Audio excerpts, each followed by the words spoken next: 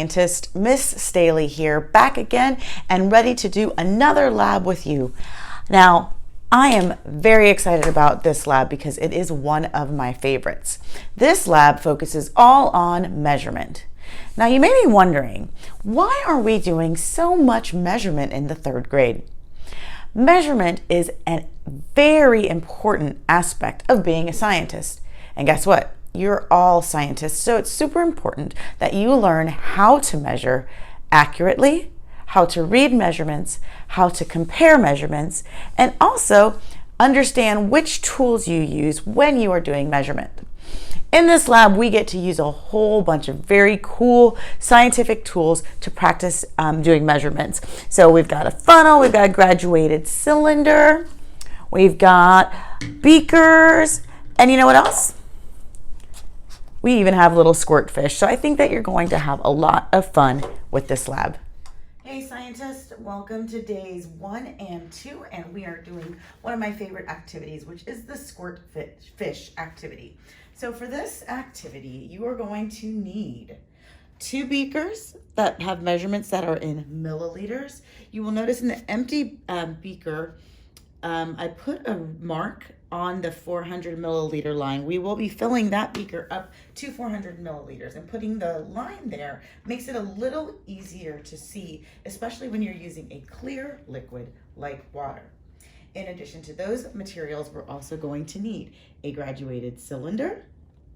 We're going to need a squirt fish.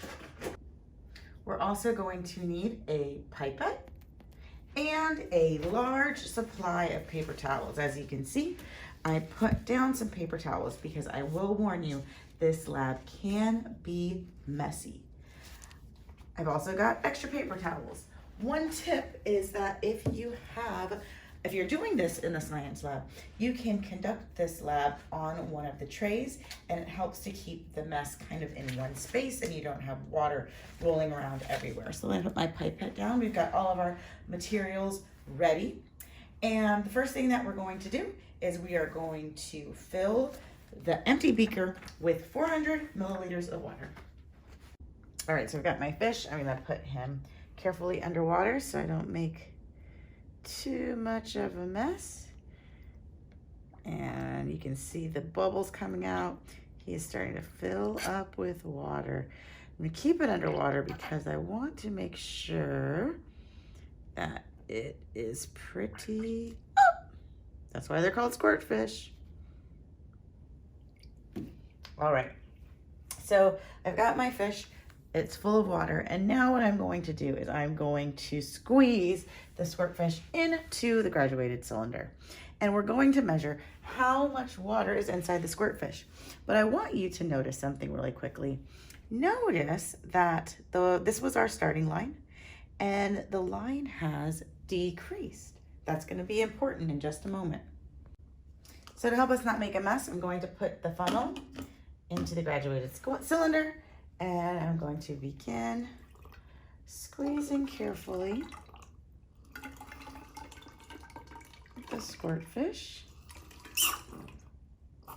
And you'll tell when it's getting empty because it'll make that little squeeze. And we know now that it is empty. So if we look at our graduated cylinder, we can see how much water the squirt fish holds. All right, I zoomed in for you guys, but it can still be difficult to see. So to remember, to read a graduated cylinder, we get down at eye level, and I can see that this is, I'm gonna turn it a little bit so I can see it better.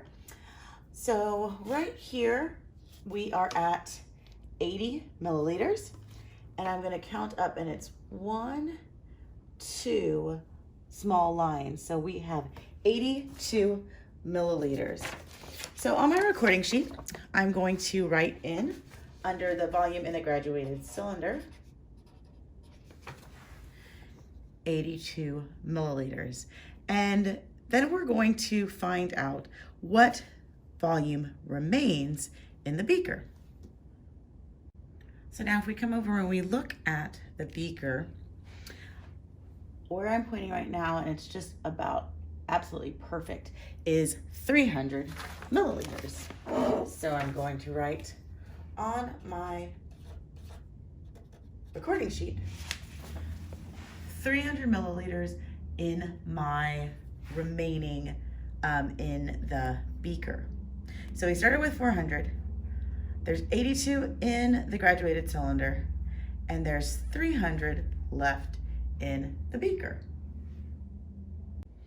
Okay, so now we are ready to do our second trial. Remember, scientists do multiple trials because they want to be sure that their results are accurate. Sometimes scientists make mistakes, just like everyone else. So I'm gonna go ahead and just pour this back in here. But do you notice something? When I poured this liquid back in here, and it might be hard for you to see, but when I come down to eye level, you can see that the water that was in here did not fill back up there. Let me see if I can show you. Take a look at that. Do you notice that the water is under the red line that I originally drew? Why do you think that is? So it's important when scientists conduct investigations that they only have one thing changed, one variable change. So because we're going to be comparing measurements, I need to make sure that my beaker is filled back up to 400 milliliters before we do the second trial. And as I'm pouring this, I want you to think about, where do you think that water went? Where did it go?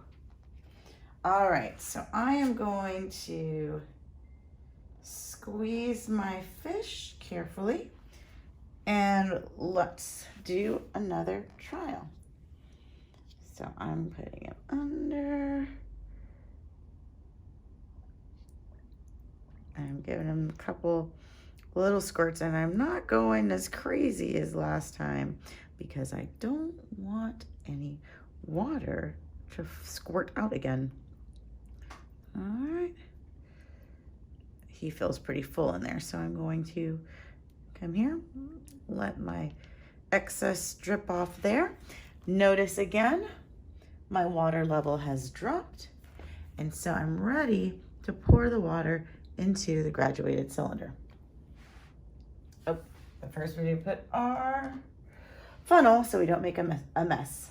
All right, and there you go.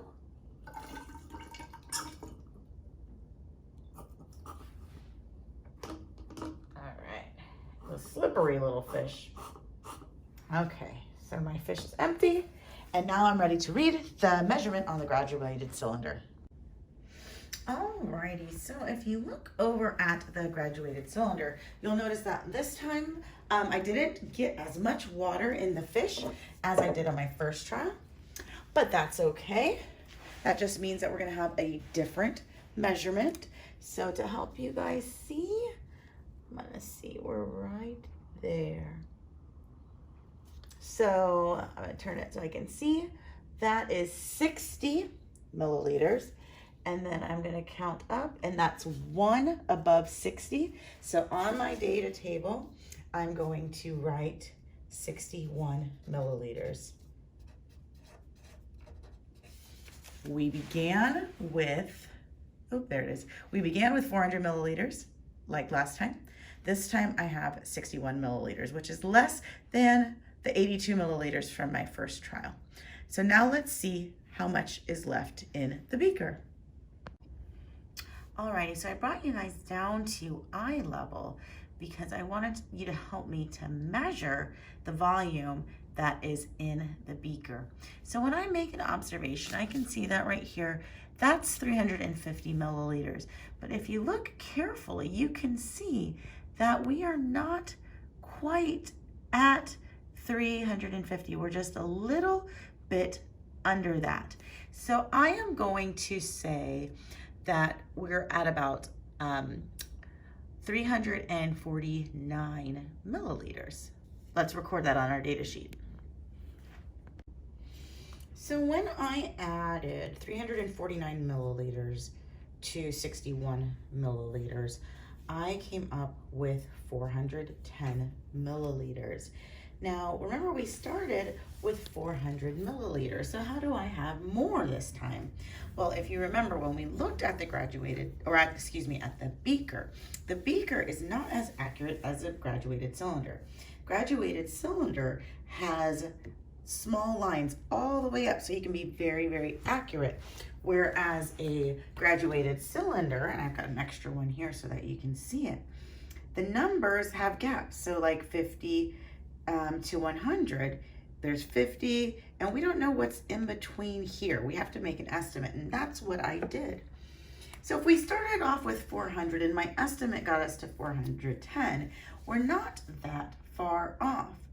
So what I'm noticing is what is left in the beaker when it's added to what is in the graduated cylinder. It should be pretty close.